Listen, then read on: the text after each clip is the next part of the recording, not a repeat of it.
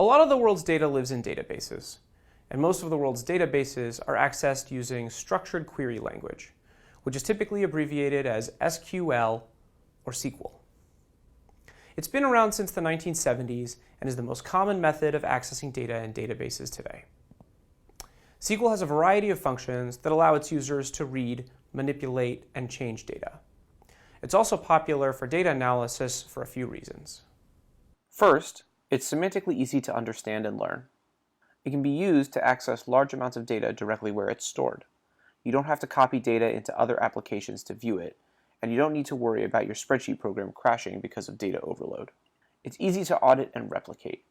In a spreadsheet tool like Excel, you have to click into each cell to know how they're calculated. With SQL, you can just read a query from top to bottom. Nothing's hidden.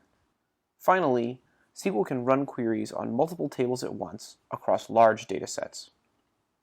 It's great for performing the types of aggregations you might normally do in an Excel pivot table, sums, counts, minimums and maximums, etc. But Excel maxes out at just over 1 million rows. With SQL, you can query across billions of rows at a time.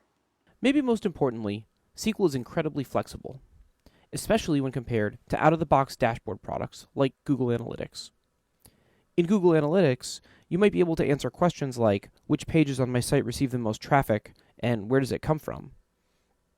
But you can use SQL's filtering capabilities to answer much deeper, more complex questions, like, how many viewers return to my site between 1 and 3 weeks after their first visit, and what typically brings them back?